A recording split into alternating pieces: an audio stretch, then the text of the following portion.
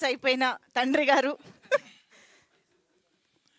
వేదిక మీదున్న మిత్రులకి, వేదిక ముందున్నటువంటి మీడియా మిత్రులకి, హుషారుపేటలో సినిమా ఈ సెకండ్ సింగిల్ లాంచ్కి విచ్చేసి విచ్చేసినటువంటి ప్రతి ఒక్కరికి కూడా హృదయపూర్వక ధన్యవాదాలు.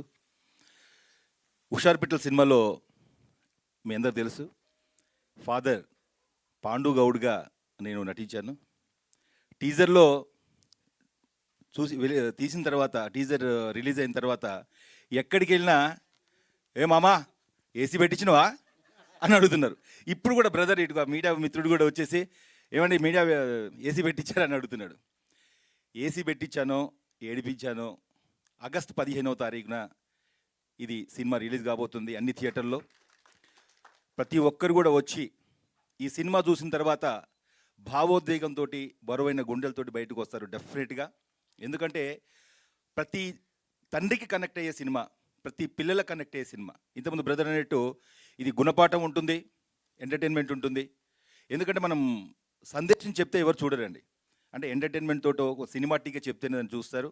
సో కథని నమ్మి భిక్షు గారు, వెంకట్ గారు కథని నమ్మి ఎలాంటి ప్యాడ్ లేకుండా, వాళ్ళు ఏమీ ఆశించకుండా, అంటే ఎదుటి ఆర్టిస్టులతో కేవలం పర్ఫార్మెన్స్ మాత్రమే ఆశించి ఆ క్యారెక్టర్కి ఆప్ట్ అయ్యేటటువంటి వాళ్ళని సెలెక్ట్ చేసుకొని సెట్ మీదకి వెళ్ళి డే ఫస్ట్ రోజు ఏవైతే కాన్ఫిడెన్స్ తోటి వాళ్ళు సెట్ మీదకి వెళ్ళారో అదే కాన్ఫిడెన్స్ స్టిల్ టుడే, అదే కాన్ఫిడెన్స్ తోటి ప్రొడ్యూసర్ గారు ఉన్నారు. అయితే ఈ టీజర్ రిలీజ్ తర్వాత భిక్షు గారికి చాలా నెగిటివ్ కామెంట్స్ వచ్చాయి, అదేవిధంగా మా చిట్టి తల్లి కూడా కామెంట్స్ వచ్చాయి. కానీ వన్స్ రిలీజ్ అయిన తర్వాత, సినిమా చూసిన తర్వాత మీరు ఎంతైతే నెగిటివ్ ఉండరో దానికి 10 times పాజిటివ్గా మీరు ఫీల్ అవుతారు డెఫినెట్గా. ఎందుకంటే ఇది డైరెక్టర్ గారు కానీ, రైటర్ గారు కానీ, తర్వాత ప్రొడ్యూసర్ గారు కానీ ఏదో సినిమాని డబ్బు కోసము ఆశించి చేయలేదు. ఇది కేవలం సామాజిక బాధ్యతతో చేసిన సినిమా. భిక్షు గారు తన చుట్టూ జరుగుతున్నటువంటి సంఘటనలు చూసి వాడిని ఇన్స్పైర్ అయ్యి ఏదో చేయాలి, ఏదో ఒకటి చెప్పాలనే ఉద్దేశంతో చేసిన సినిమా. మీరు చూస్తూనే ఉన్నారు, మొన్న రాజస్థాన్లో జరిగిన సంఘటన కావచ్చు, షాబాద్లో జరిగిన సంఘటన కావచ్చు, ఇటీవల ఒక రెసిడెన్షియల్ కాలేజీలో ఒక ఇంటర్మీడియట్ అమ్మాయి ఒక బాయ్కి డెలివరీ చేసి ఆ పైనుంచి ఒక 3వ అంతస్తు నుంచి కింద పడేసింది. అసలు దీని అంతటి కారణం ఏంటి అంటే తల్లిదండ్రుల యొక్క బాధ్యత.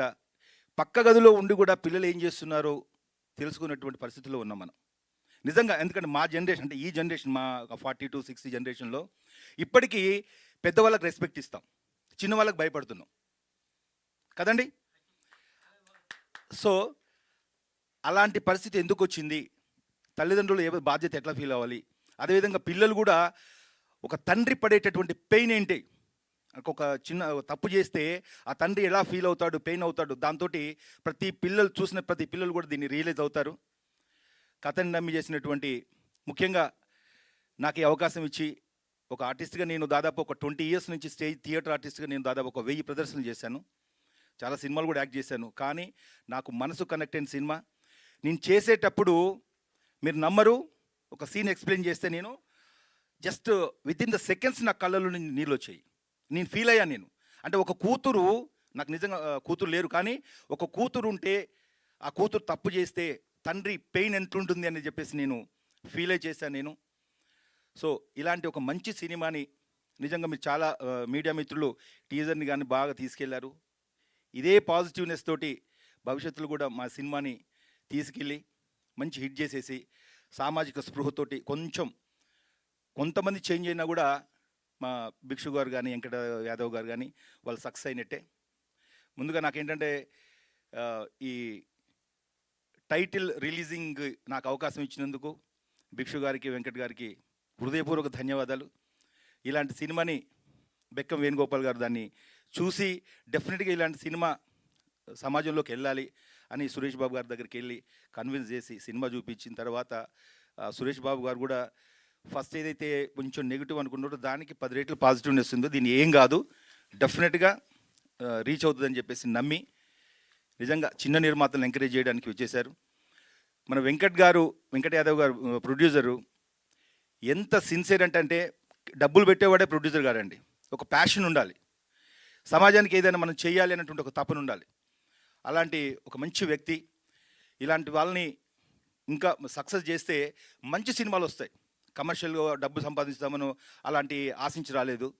కేవలం సామాజిక స్పృహతోటి, సామాజిక బాధ్యతతోటి, కొంత సమాజానికి మనం ఏదో చేయాలనేటటువంటి ఉద్దేశంతో వచ్చినారు.